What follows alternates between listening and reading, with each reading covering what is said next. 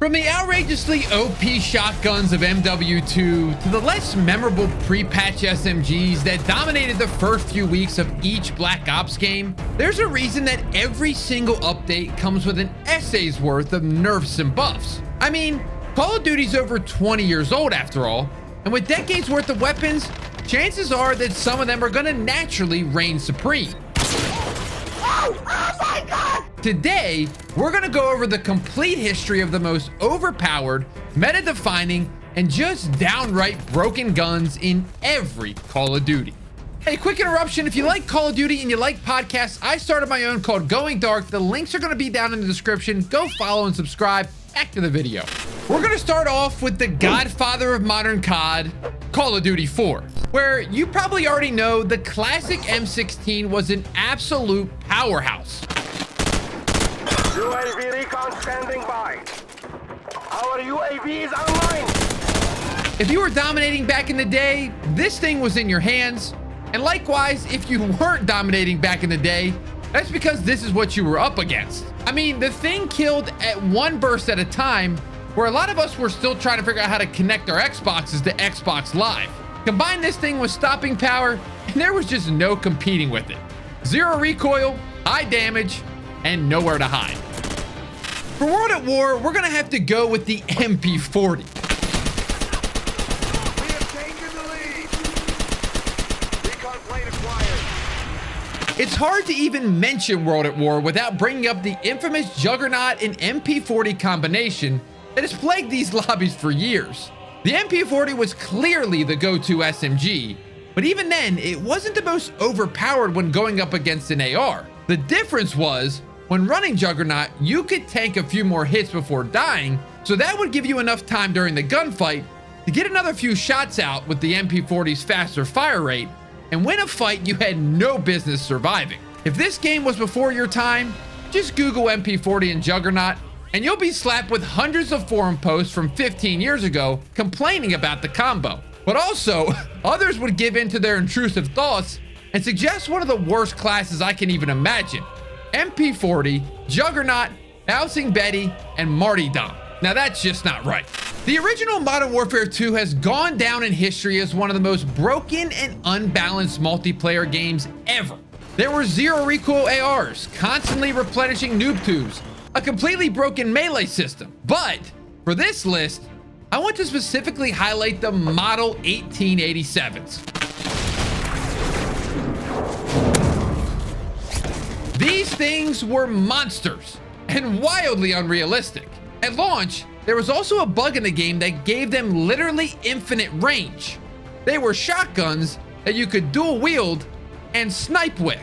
It was so bad that this is one of the first times ever that COD had to release a balancing update to address the issue. Now, they were still pretty OP even after the change, but in a sea of overpowered nonsense, at least it felt at home. Now on to Black Ops 1. You might immediately be thinking about the FAMAS, which was pretty much everyone's go-to assault rifle. But even worse than that, in my opinion, was the AK-74U.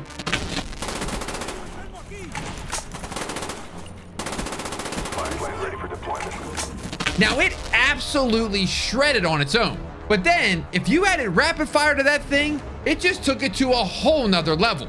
Try naming even another SMG that would compete with this Titan. And unlike MW2, BO1 never went back and rebalanced things. So if you somehow were able to find a lobby on this old girl today, chances are lobbies are going to be haunted by AK-74U sweats. In Modern Warfare 3, the original one, we're going to go with the ACR.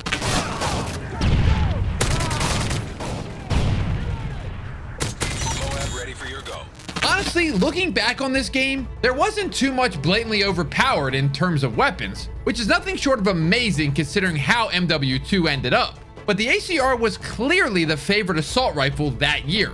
With its lack of recoil and pretty decent damage, the gun was by all accounts a laser. You see an enemy, you click on them, they die. That's all there was to it. Then there's the good old Black Ops 2. You might think something like the MSMC would take the spot as BO2's most broken weapon, but if so, you clearly weren't around on launch, because for the first few weeks, the PDW was just insane.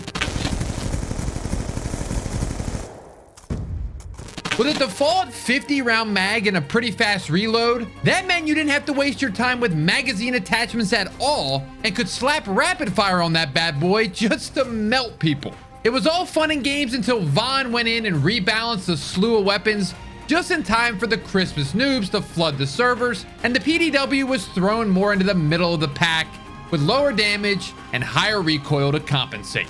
COD Ghost had a similar story with the MSBS. SATCOM ready. On launch, the MSBS would kill in sometimes as little as 2 shots. That would mean you could kill in one burst even if you missed with one of its 3 bullets. Now, to be fair, Ghost already had one of the fastest time to kills of any COD to this day. But still, this thing just wreaked havoc. It didn't last long though, with Drifter and other COD YouTubers of the time making videos explaining how broken it truly was. This resulted in an update to rein it in. And now we're getting into the jetpack CODs. Advanced Warfare's most OP weapon was the BAL 27's Obsidian Steed.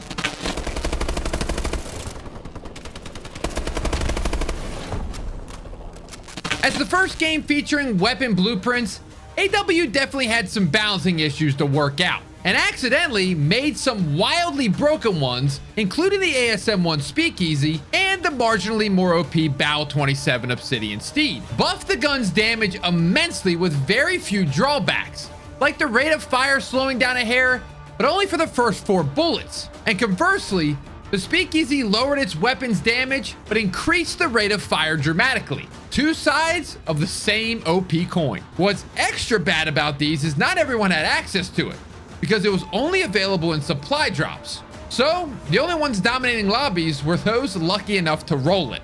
Oh. Black Ops 3 had an absolutely busted weapon off the rip with the Vesper.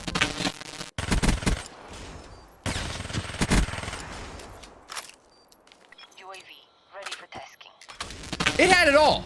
High rate of fire and solid mobility, letting you get the jump on enemies before they even realized you came around the corner, and next to no recoil. So even though its damage would fall off at range, just the sheer number of bullets you were quickly able to pelt your enemies with meant it could compete with ARs and sometimes even snipers. It completely destroyed lobbies before it had its recoil increased, and honestly it turned into a bit of a pea shooter. Let's give a quick honorable mention though to the Brecci, which unlike the Vesper, wasn't hit with a sweeping nerf and still dominates in the game right now. And now for Infinite Warfare with the OSA.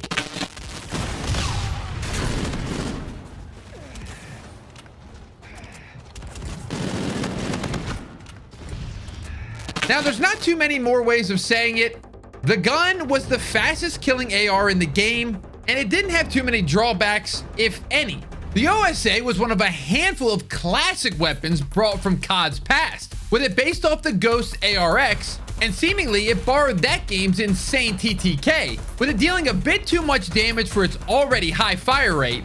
The OSA could be found in almost every lobby. If you need more proof, it was even banned from competitive that year, simply because no one wanted to use anything else. Accompanying IW that year was Modern Warfare Remastered, and let's be honest, we all played this game instead, right? Now, Raven Software, who were responsible for this game's development, actually added a ton of new weapons to the sandbox throughout the year. But still, the trophy for most broken gun in the remaster also has to go to the M16. UAV recon standing by. Which actually somehow got better in the remaster because everyone's connection also got better, meaning a 3-shot kill sometimes even turned into 2. Next, Call of Duty brought us back to World War II and appropriately named the game COD World War II. This game was best known at launch for an outrageous amount of Dragon's Breath shotgun spam.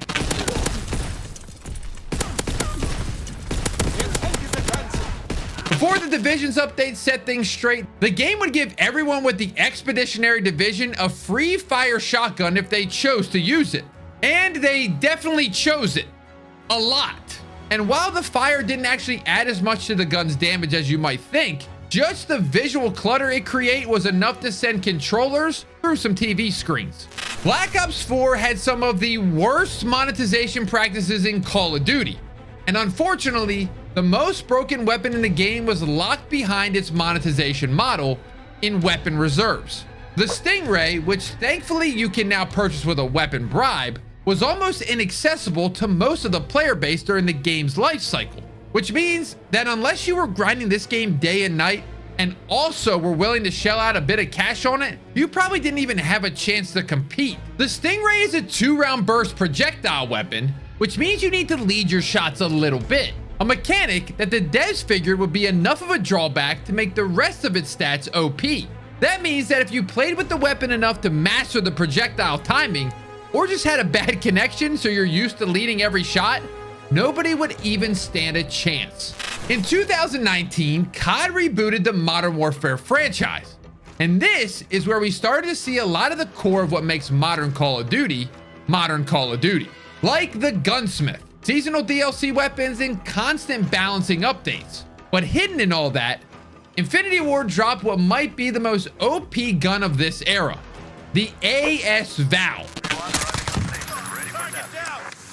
Coming with an integrated suppressor, this thing could shoot through walls. And because it was part of the final major update of the game, that meant that devs really didn't care much to rebalance it after the fact because the community was about to move on.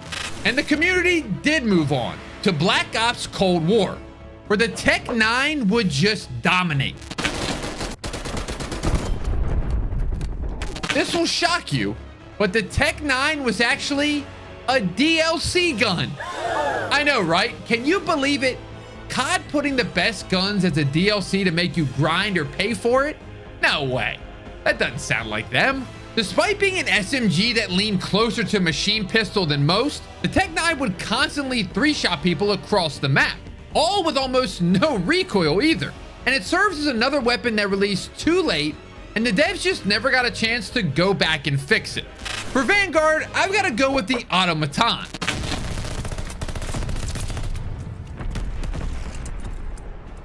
First seen in COD World War II, the Automaton thankfully was a default weapon on launch, which means you didn't need to get lucky with a supply drop or get it in a battle pass like years prior. Not only was the Automaton great in pubs, but it was so good, the pros were using it all over the competitive scene. Shout out Boston Breach. We're also going to do a quick honorable mention to Warzone 1 as a whole. With 3 entire years of changing metas, it's tough, but I think the DMR has to take the spot. I mean, what else can I even say? I think this gameplay is speaking for itself. Oh my God. All the same classics of the previous weapons on the list, low recoil, tons of ammo, and the ability to 3-tap people from hundreds of meters away. But now, in Warzone, where each death means so much more than regular old multiplayer, this led to some of the most frustrating lobbies in the game's tenure. This was also during the peak of Warzone cheaters. And let me tell you, the DMR plus hackers, not a very fun experience at all. DMR! Next, we're coming up on Modern Warfare 22. And this, we're gonna go with the Vaznev.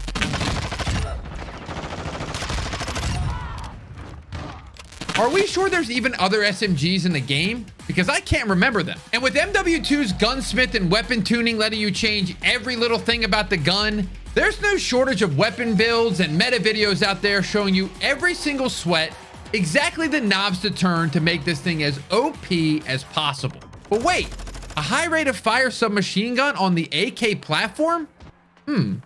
Sounds familiar. And lastly, for now, Modern Warfare 3. Now, this game is still only in its 3rd season at the time of making this video, so there may be something to come out later to blow this thing out of the water. But right now, the thing plaguing MW3 lobbies, of course, is the longbow. Did you know that this thing is supposed to be a sniper? Because you can take this thing on shipment and still drop 50 kills with it, no problem. I mean, this thing comes with a 40-round magazine. Did they really expect us to not run around with it?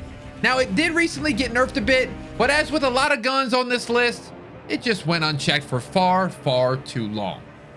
Thank you all for watching. If you enjoyed this video, make sure you like it. It really helps me out. Subscribe if you're new, and also comment down below. What's the most overpowered weapon in Call of Duty history? What's your favorite one? Thanks for watching. We'll see you in the next one.